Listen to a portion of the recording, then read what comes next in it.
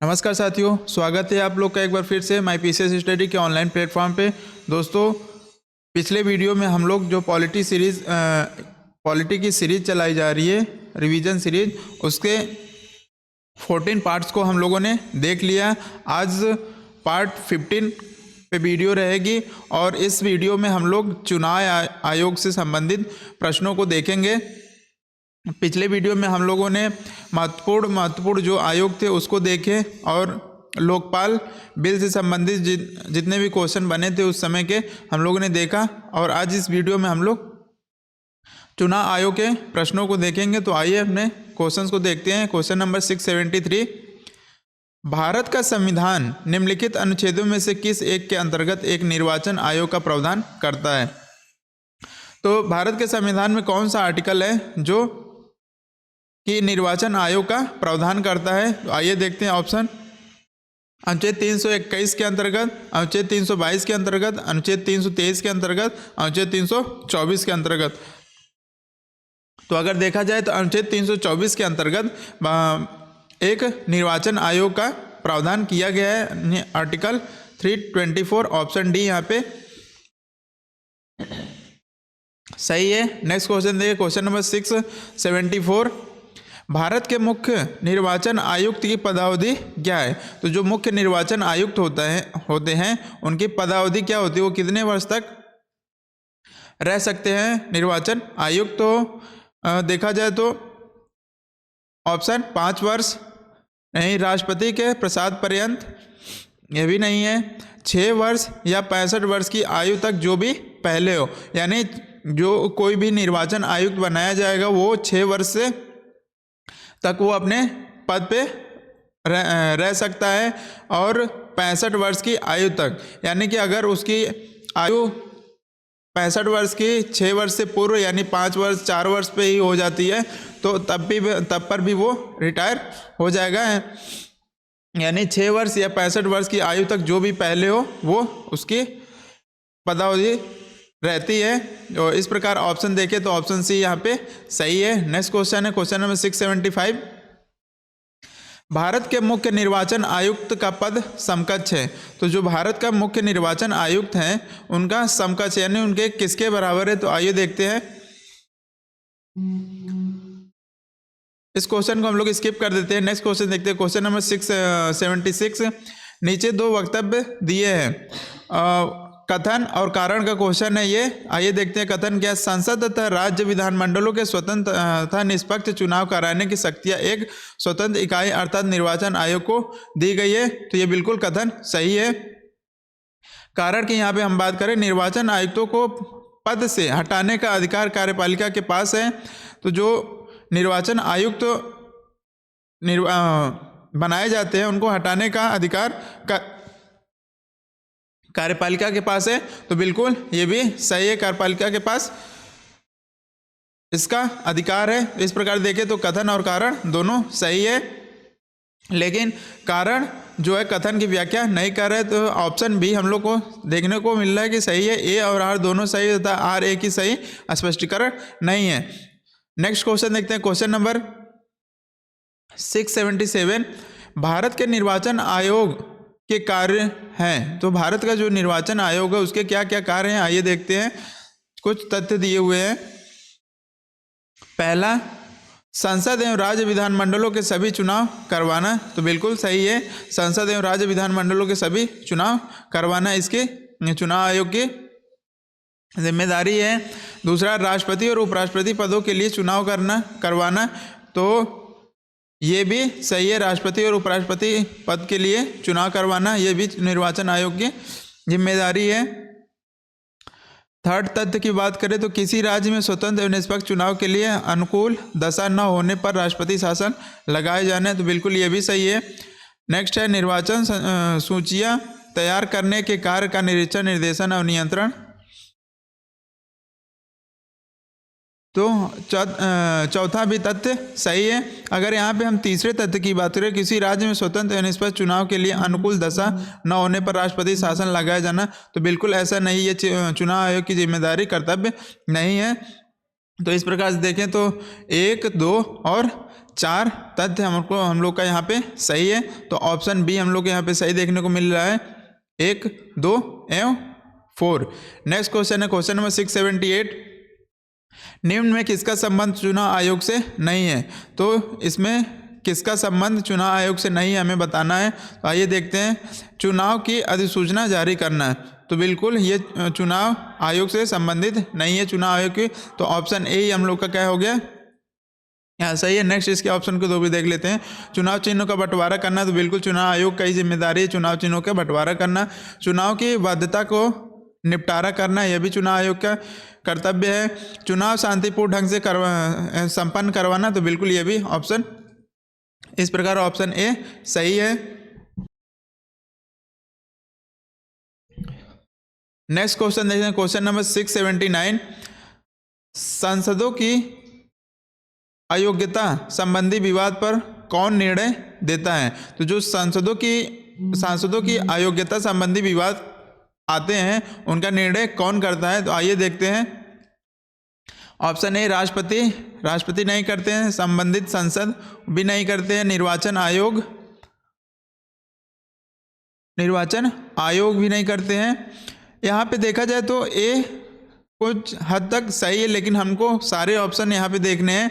निर्वाचन आयोग के परामर्श पे राष्ट्रपति, यानी निर्वाचन आयोग अगर परामर्श देगा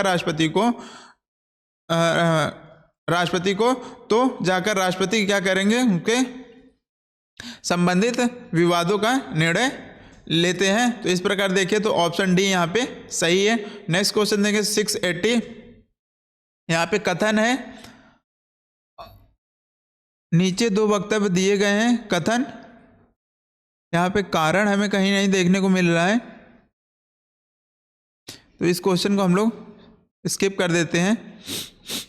नेक्स्ट क्वेश्चन देखते हैं क्वेश्चन नंबर 681, भारत में मताधिकार और निर्वाचित होने का अधिकार किसे कहाँ है और किसे है। तो आइए देखते हैं ऑप्शन क्या है, मूल अधिकार है, नैसर्गिक अधिकार है, संवैधानिक अधिकार है, विधिक अधिकार है। तो भारत में जो मताधिकार और निर्वाचन होने का अधिकार है वो एक विधिक अधिकार है, यानी ऑप्शन डी सही है। नेक्स्ट क्वेश्चन है, भारत में मत देने का अधिकार निम्नलिखित अधिकारों में से कौन सा है। तो जो मत देने का अधिकार है वो कौन सा अधिकार है, तो वह वैधानिक अधिकार, ऑप्शन डी सही है। नवयुवकों द्वारा 18 वर्ष की आयु पर मताधिकार के पहली बार प्रयोग किया गया आम चुनाव में, तो वो है 1989 में जो नवयुवकों द्वारा थे 18 वर्ष की आयु पर मताधिकार के पहली बार प्रयोग किया गया, ऑप्शन सी सही है। नेक्स्ट क्वेश्चन है 684, भारतीय संविधान के कौन से अनुच्छेद लोकसभा एवं विधानसभा के प्रतिनिधियों के निर्वाचन करने अर्थात वयस्क मताधिकार का अधिकार प्रदान करता है। तो वह अनुच्छेद 326, ऑप्शन ए सही है। नेक्स्ट क्वेश्चन है, राज्य विधानमंडलों के निर्वाचन हेतु सिद्धांतों में सम्मिलित है। तो जो राज्य विधानमंडल के निर्वाचन होते हैं उनके सिद्धांतों में क्या सम्मिलित है, 4 तथ्य दिए हुए हैं, आइए देखते हैं कौन कौन सा है। यह वयस्क मताधिकार के आधार पर होंगे, बिल्कुल सही, अभी हम लोगों ने ऊपर देखा।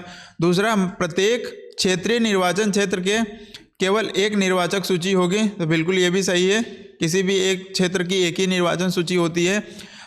तीसरा देखिए, धर्म, प्रजाति, लिंग आदि के लिए निर्वाचक सूची बनाने में कोई अस्थायी स्थान नहीं है, तो बिल्कुल ये भी तथ्य सही है। चौथा, राजनीतिक दलों को अपने स्वयं के मानक स्थापित करने की स्वतंत्रता होगी, तो यह भी जो राजनीतिक दल है उसके स्वयं के मानक अपने स्थापित करने की उनको स्वतंत्रता है। इस प्रकार देखिए तो चारों तथ्य सही है, तो यहाँ पे सभी चारों ऑप्शन डी सही है। नेक्स्ट क्वेश्चन देखिए क्वेश्चन नंबर 686, 2009 लोकसभा चुनाव में निर्वाचकों की संख्या मिलियंस में, यानी 1 million is equal to 10 lakh, तो मिलियंस में कितनी थी। तो आइए देखें, निर्वाचकों की संख्या लगभग 714 मिलियंस थी, ऑप्शन सी सही है। नेक्स्ट क्वेश्चन है 687, निम्नलिखित में से कौन एक सही सुमेलित नहीं है।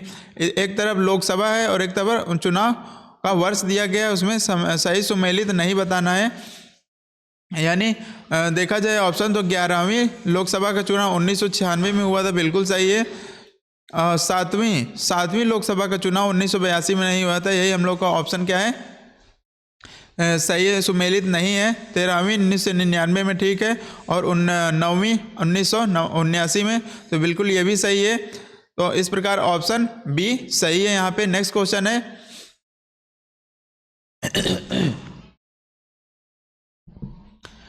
नीचे दो कथन दिए गए हैं, कथन और कारण।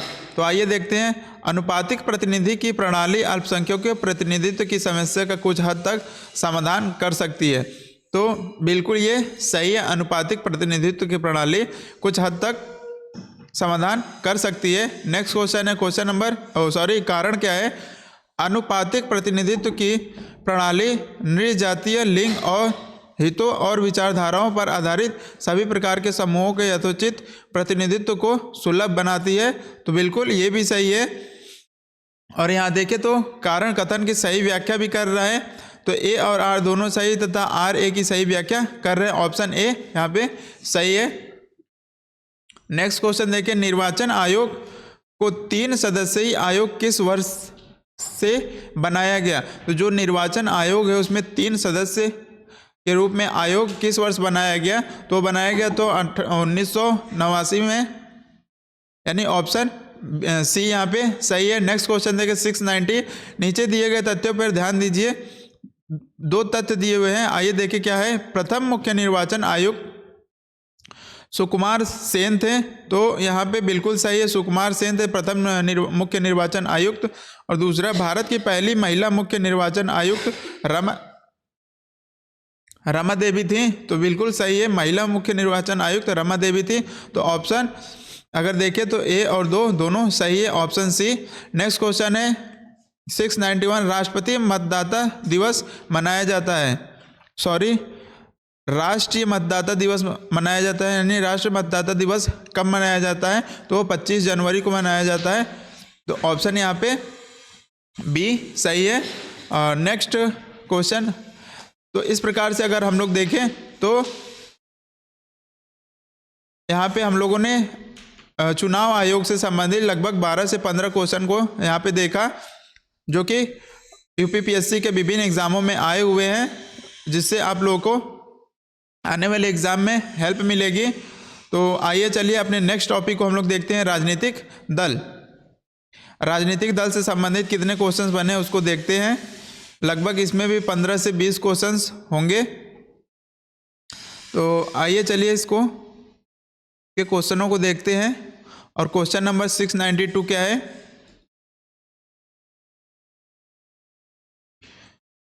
भारत में कोई भी राजनीतिक दल राष्ट्रीय दल के रूप में मान्यता प्राप्त कर सकता है यदि वह राज्य स्तर का दल है। कम से कम कितने, मतलब यहाँ पे कह रहे हैं कोई भी क्षेत्रीय पार्टी हो या कोई भी पार्टी हो, वो राष्ट्रीय दल के रूप में मान्यता कब प्राप्त करता है।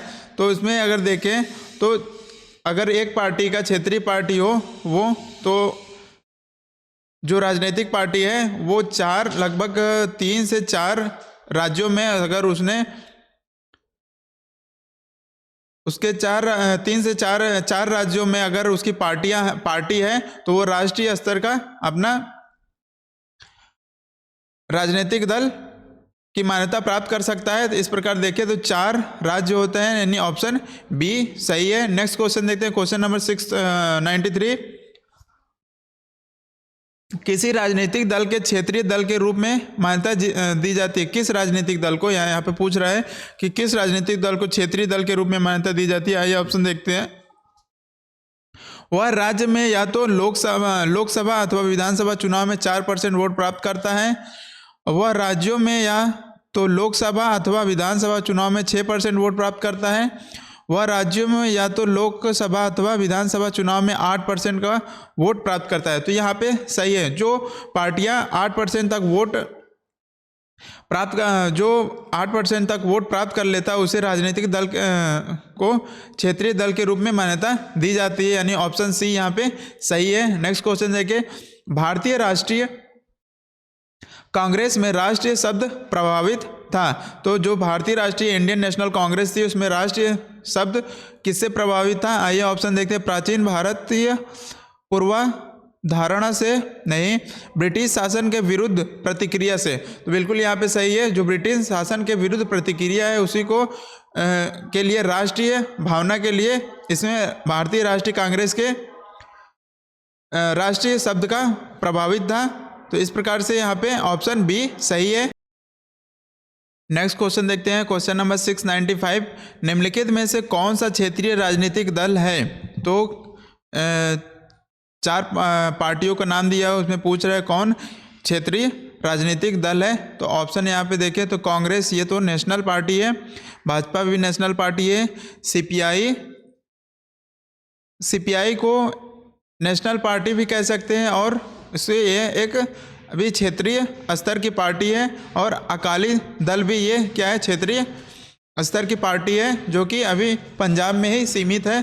तो इस प्रकार देखें तो सी और डी दोनों यहाँ पे ऑप्शन सही दिख रहे हैं। तो सी एंड डी ऑप्शन यहाँ पे दोनों सही है। नेक्स्ट क्वेश्चन देखें, निम्नलिखित में से कौन सा क्षेत्रीय राजनीतिक दल है, नेक्स्ट क्वेश्चन है, निम्नलिखित में से कौन एक दल राष्ट्रीय राजनीतिक दल नहीं है? तो इसमें से 4 पार्टियों का नाम दिया, जिसमें से पूछ रहा है कौन नेशनल पार्टी नहीं है। तो भारतीय कम्युनिस्ट पार्टी, ये क्या है, सीपीआई, यहाँ पे ये नेशनल पार्टी अभी नहीं है। भारतीय जनता पार्टी, ये नेशनल पार्टी है। तेलुगु देशम पार्टी, ये भी तेलुगु देशम पार्टी अभी क्षेत्रीय पार्टी ही है। इस प्रकार देखें तो, और नेक्स्ट है Indian national Congress, INC national party है। तो 2 यहाँ पे देखने को नेशनल पार्टी मिल रही है, और यहाँ पे भारतीय कम्युनिस्ट पार्टी और तेलुगु देशम पार्टी। उस समय के जब ये क्वेश्चन आया होगा, उस समय जो सीपीआई थी वो नेशनल पार्टी नहीं थी, राष्ट्रीय राजनीतिक दल नहीं था। लेकिन अब प्रेजेंट के समय में देखा जाए तो सीपीआई नेशनल पार्टी बनती जा रही है। तो अगर यहाँ पे क्षेत्रीय दल की, राष्ट्रीय दल की नहीं की बात कर रहा है, तो तेलुगु देशम पार्टी के साथ हम लोग इस क्वेश्चन में जा सकते हैं, लेकिन यहाँ पे सीपीआई भी हो सकता है, यानी ऑप्शन सी सही है। नेक्स्ट क्वेश्चन देखिए, question number 697। Independent labour party का संस्थापक कौन था? तो जो इंडिपेंडेंट लेबर पार्टी थी उसके संस्थापक कौन थे? तो ऑप्शन अगर देखें, R Srinivas, B R Ambedkar. Bhimrao Ambedkar ji थे इंडिपेंडेंट लेबर पार्टी के संस्थापक, ऑप्शन बी सही है। नेक्स्ट क्वेश्चन है 698। निम्नलिखित राजनीतिक दलों पर विचार कीजिए और उन्हें उनकी स्थापना के कालानुक्रम व्यवस्थित कीजिए। तो जो पार्टियां यहाँ पे बनी हैं उसमें सबसे पहले पार्टी कौन बनी है, उसके बाद सीरीज से हमें लगाना है। तो आइए देखते हैं कौन सी पार्टी सबसे पहले बनी है। पहला बहुजन समाज पार्टी है, दूसरा समाजवादी पार्टी, तीसरा तेलुगु देशम पार्टी, चौथा ऑल इंडिया तृणमूल कांग्रेस। तो इसमें अगर हम बात करें तो सबसे पहले इसमें बनी है, इन चारों पार्टियों में सबसे पहले तेलुगु देशम पार्टी का बनी है। उसके बाद देखें तो बहुजन समाज पार्टी दूसरे स्थान पे, यानी पहला, दूसरा, और उसके बाद समाजवादी पार्टी तीसरे पे, और ऑल इंडिया तृणमूल कांग्रेस चौथे पे। यानी देखा जाए तो 3, 1, 2 और 4, 3, 1, 2 और 4 ऑप्शन सी में सही है। तो क्वेश्चन नंबर 698 का ऑप्शन सी सही है। नेक्स्ट क्वेश्चन है क्वेश्चन नंबर 699। मैचिंग का क्वेश्चन है, एक तरफ राजनीतिक दल दिया हुआ है, दूसरी तरफ गठन का वर्ष। तो आइए देखते हैं कौन सी पार्टी किस ईयर गठन हुई थी। तो सीपीआई की बात करें, कम्युनिस्ट पार्टी ऑफ इंडिया, तो ये इसका गठन हुआ था 1920 में। तो 1920 यानी ए का क्या हो गया, ए का 2। और सीपीएम की बात करें, सीपीएम का गठन हुआ था 1964 में। और एआईएडीएमके का 1972 में गठन हुआ था, और तेलुगु देशम पार्टी 1982 में। इस प्रकार देखें तो ए का 2, बी का 3, सी का 1 और डी का 4। तो 2314 हम लोग को ए ऑप्शन में ही देखने को मिल रहा है, ऑप्शन ए सही है। नेक्स्ट क्वेश्चन है 700, ये भी एक मैचिंग का क्वेश्चन है। सूची 1 को सूची 2 से मिलाना है। सूची 1 में क्या है, ट्रेड यूनियन और उससे संबंधित दलीय संबद्धता है। तो आइए देखते हैं। ए भारतीय मजदूर,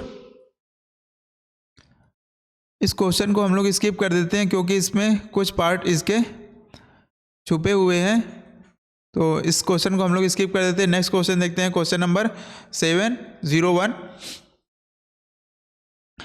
नीचे कुछ राजनीतिक दल तथा 13वीं लोकसभा के निर्वाचन में उनके द्वारा जीते गए स्थानों की सूची दी गई है, उनमें से कौन सम्मिलित नहीं है।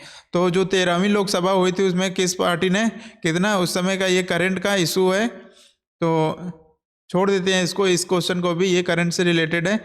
नेक्स्ट क्वेश्चन देखते हैं, क्वेश्चन नंबर 702 कथन और कारण का क्वेश्चन है। आइए देखते हैं कथन क्या कह रहा है। भारतीय जनता पार्टी के नेतृत्व वाली साझा सरकारें के अभिशासन के लिए राष्ट्रीय एजेंडा में कुछ नीति निर्देश, कुछ वायदे और कुछ मार्गदर्शक सिद्धांत समाहित हैं। तो बिल्कुल ये सही है। दूसरा कारण देखिए, वह बहुत सी चीज़ों को कि वृहद विस्तार में चर्चा करता है, तो कारण भी सही है, लेकिन कारण को देखें तो एक कथन की व्याख्या नहीं कर रहा है। तो इस प्रकार अगर हम आंसर देखें तो इसका आंसर बी होगा। ए और आर दोनों सही तथा आर ए की सही स्पष्टीकरण नहीं है। नेक्स्ट क्वेश्चन देखिए, क्वेश्चन नंबर 703, यह भी कथन और कारण का क्वेश्चन है। तो आइए देखते हैं। भारत में स्थायी दलीय व्यवस्था नहीं है, तो बिल्कुल ये सही है, भारत में अस्थायी दलीय व्यवस्था नहीं है। और कारण यहाँ पे देखें, अत्यधिक संख्या में राजनीतिक दल हैं, तो इसीलिए अत्यधिक संख्या में राजनीतिक दल है। दोनों कथन सही है, लेकिन कथन जो कारण जो है कथन की व्याख्या नहीं कर रहा है। इस प्रकार ऑप्शन बी हम लोग का सही हो जाएगा। ए और आर दोनों सही है तथा आर ए की सही व्याख्या नहीं है। तो नेक्स्ट क्वेश्चन देखते हैं हम लोग, क्वेश्चन नंबर 704, निम्नलिखित वक्तव्य पर विचार कीजिए। तो कुछ नीचे कथन और कारण दिए हैं, उस पर विचार करना है। तो आइए देखते हैं। भारत में लिखित संविधान बिल्कुल सही है। कारण, शक्तिशाली क्षेत्रीय दलों का विकास क्षेत्रीय आकांक्षाओं का संकेतक है, तो कारण भी सही है, लेकिन यहाँ पे दोनों कथन अलग परिभाषा दे रहा है, कारण अलग परिभाषा दे रहा है, कोई संबंध इसमें नहीं देखने को मिल रहा है, ना ही कारण ए की व्याख्या कर रहा है। तो इस प्रकार ऑप्शन बी सही हो जाएगा। ए और आर दोनों सही है, लेकिन आर ए की सही व्याख्या नहीं कर रहा है। नेक्स्ट क्वेश्चन देखते हैं, क्वेश्चन नंबर 705, आंतरिक दलीय लोकतंत्र का उपयोग होता है। ऑप्शन देखते हैं। ऐसी सरकार के लिए जो कोई दलों द्वारा साझा कार्यक्रम के साथ गठित है, नहीं। ऐसे दल के लिए जो शासन गठित करने वाले दल अथवा दलों के से निकटतम हो, नहीं। दल का आंतरिक चुनाव जो दल के पदाधिकारियों को चयन हेतु समय समय पर हो, बिल्कुल ये ऑप्शन सी इस क्वेश्चन के अनुसार सही है। नेक्स्ट क्वेश्चन है 706, दल बदल निरोधक अधिनियम जिस तिथि को अधिनियमित हुआ वह कौन सी तिथि है। तो जिस तिथि को अधिनियमित हुआ वो तिथि है 15 फरवरी 1985 को, ऑप्शन बी सही है। नेक्स्ट क्वेश्चन है 703, निम्नांकित में से कौन एक दल बदल कानून विरोध में आच्छादित नहीं है। तो जो दल बदल विरोध कानून है उसमें आच्छादित की बात नहीं कर रहा है। तो आइए देखते हैं। तो किसी दल में एक साथ पूर्ण दल बदल, नेक्स्ट ऑप्शन है किसी दल में विभिन्न चरणों में बड़े पैमाने पर दल बदल, ये आच्छादित नहीं है। ऑप्शन बी ही हम लोग का सही है। नेक्स्ट क्वेश्चन देखते हैं, क्वेश्चन नंबर 708, लोकसभा के अध्यक्ष द्वारा आधिकारिक तौर पर एक राजनीतिक दल अथवा राजनीतिक दलों के गठबंधन का विपक्ष की मान्यता देने हेतु कम से कम होने चाहिए। इस क्वेश्चन को भी हम लोग स्किप कर देते हैं। नेक्स्ट क्वेश्चन देखते हैं, दूसरा 709, कामराज योजना का उद्देश्य था। तो कामराज योजना ये भी एक करंट का ही मुद्दा है। एक कामराज योजना जो थी वो किससे संबंधित था। तो वो भारतीय राष्ट्रीय कांग्रेस की जीवंत बनाने से संबंधित था। यानी ऑप्शन सी सही है। इस प्रकार हम लोगों ने यहाँ पे 2 टॉपिक को कंप्लीट कर लिया। अब नेक्स्ट टॉपिक में हम लोग संविधान में जो संशोधन हुए हैं उस पर वीडियो रहेगी। तो आइए चलिए, अब तक हम लोगों ने लगभग 15 पार्ट पॉलिटी सेक्शन पे देख लिए हैं, जो कि बहुत इम्पोर्टेंट और यूपीपीएससी के विभिन्न एग्ज़ामों में आए हुए हैं। तो चलिए इसी के साथ हम लोग वीडियो को समाप्त करते हैं और मिलते हैं नेक्स्ट वीडियो में। नेक्स्ट वीडियो में टॉपिक रहेगा संविधान संशोधन से। तब चलिए चलते हैं, वीडियो को समाप्त करते हैं। तब तक के लिए धन्यवाद।